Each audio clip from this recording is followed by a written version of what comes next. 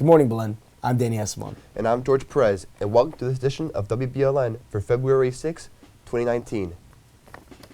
Nicholas Casariego joins us now for the latest on last night's State of the Union address. Good morning, guys. Last night, President Trump struck up a diplomatic tone to a divided Congress during his State of the Union address. On a contentious Capitol Hill, the president preached unity.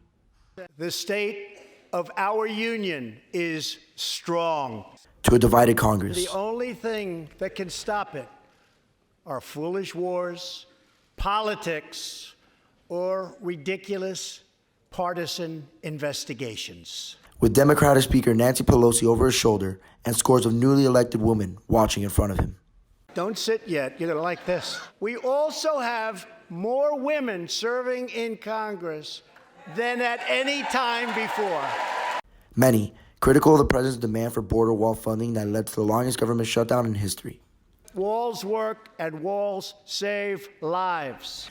During the Democratic response, former Georgia gubernatorial candidate Stacey Abrams challenged Trump. America is made stronger by the presence of immigrants, not walls. Still, President Trump touched on bipartisan topics like infrastructure projects, cutting the cost of prescription drugs, and ending HIV in the U.S.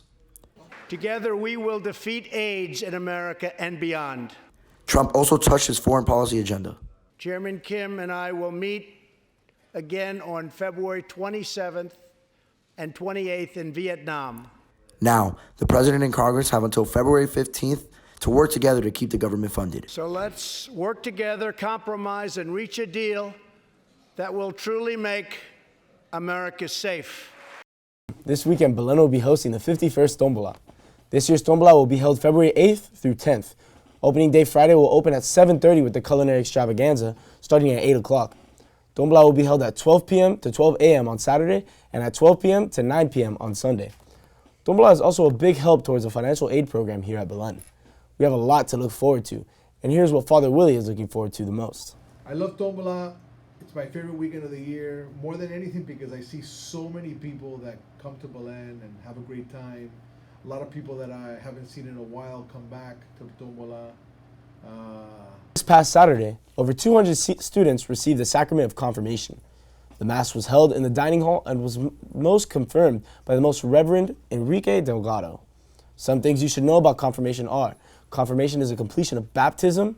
Confirmation increases the gifts of the Holy Spirit. Pope Francis has actually done a homily on each of them: wisdom, understanding, knowledge, fortitude, piety, counsel, and fear of the Lord. Confirmation is a mission from God. Operation Confirmation, chrism, the perfumed oil that the bishops use to make the sign of the cross on your forehead, signifies a lot more than just a shower in your future. It helps show a connection to your baptism. Many Catholics adopt the name of a biblical figure or saint that they find inspiring at their confirmation. This shows your intention to copy their dedication to God. Faithful people have been receiving the sacrament of confirmation for almost 2,000 years. To be confirmed, you must select a sponsor to help guide you through the process. This person is a great example of what it means to be a Catholic. Congratulations to everyone that was confirmed. Francis has wrapped up his visit to the United Arab Emirates. He arrived in the UAE Sunday, marking the first visit ever by a pope to an Arab Gulf state. He has prayed publicly for the exhausted, hungry victims of the war in Yemen. Around 1 million Catholics reside in the oil-rich country. Most of them are from the Philippines and India, but also include African, European, and Arab nationalities. The UAE is celebrating the diversity in the congregation, highlighting the multitude of nationalities awaiting to see the Pope. Yesterday, Pope Francis closed his historic trip to the United Arab Emirates by celebrating a public mass. We move on to Sion with the latest on what's happening in Paris. A sudden fire broke out throughout the building. Due to the infrastructure and location of the building, fire trucks and ambulances had a tough time accessing the area, making this urban fire one of the deadliest in modern French history. It was a cool night in the City of Love before a ferocious blaze burst out on the 16th arrondissement, a landmark location known for its views. Reports confirm at least 10 were killed yesterday by the fire and 37 more suffered injuries. Firefighters had to carry out at least 50 residents who were trapped in their apartments or had taken refuge on the roof of the building. Others were able to escape through windows, ladders, and doors before the blaze contained them. However, police suspect malpractice at play and has arrested a suspect, a 40-year-old woman with a history of psychological problems. Thank you to the brave firefighters who risked their lives to help others, and our thoughts and prayers go to the families of those who may have been injured or lost their lives. For WBLN, this has been Simon Besesser. Morning, Belen. Here's your scoop for today. Congratulations to the members of the speech and debate team in qualifying to states. Team qualified 8 students. Team was also regional champions in congressional debate and humorous interpretations. On February 1st, members of the business club participated in the Palm Beach Atlantic University Business Plan competition. Approximately 35 teams of students from all over South Florida competed, presenting a huge variety of ideas for products and services. The Belen students that participated are Alejandro Dominguez, Nicholas Fernandez, Daniel Diaz, Luis Halverson, Nicholas Aracon, Juan Tejeda, and Matthew Johnson.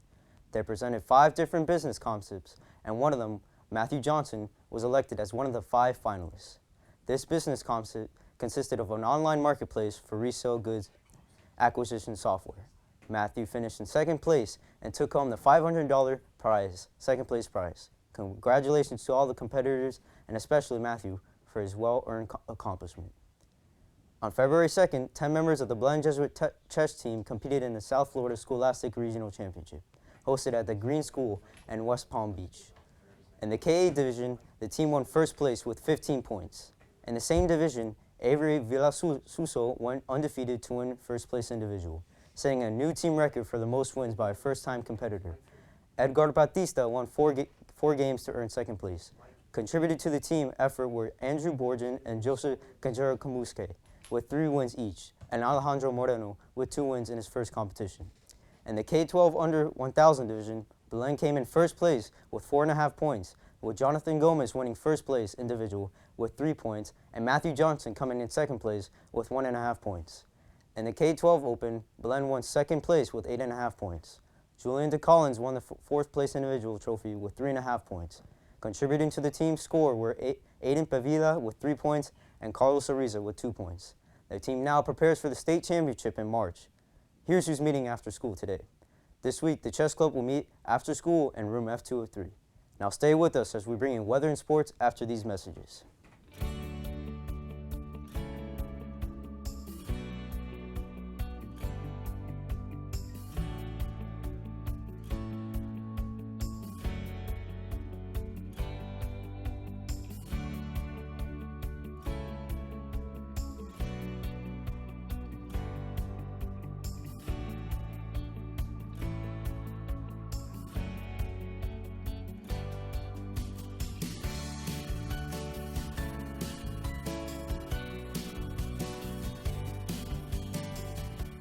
Today it's going to be sunny at 80 degrees and 75% humidity. Later on tonight, it's going to cool down to 68 degrees with 0% chance of rain. Looking on throughout the week, it's going to be high 70s and low 80s with clear skies throughout. That's all for weather. Now in sports. Here are your sports for today. The Belen varsity basketball team took on Monsignor Pace High School last night. Your Wolverines won 66-55, with Daniel Suedo dropping a double-double with 20 points and 16 rebounds.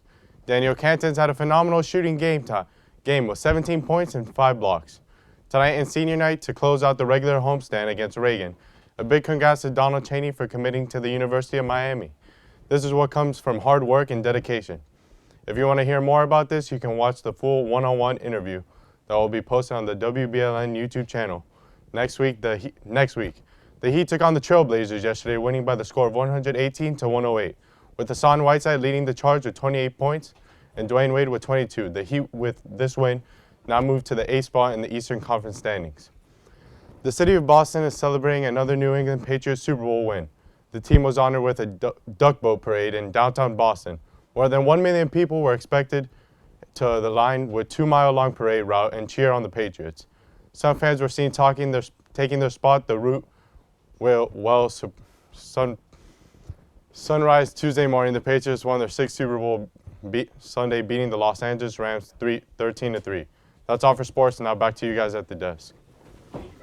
Before we go, the American Mathematics Competition will take place this Thursday, February 7th, after school in room G214. Expect to be there until 5 p.m. Bring number 2 pencils and erasers, no calculators. Cell phones nor smartwatches are allowed. High school students are invited to participate in this challenging nationwide math competition. Be sure to follow us on Instagram, Facebook, and Twitter. That's all the news for today. I'm Danny Esteban. And I'm George Perez. And from everybody here, have a wonderful day. And like always, stay golden, Wolverines.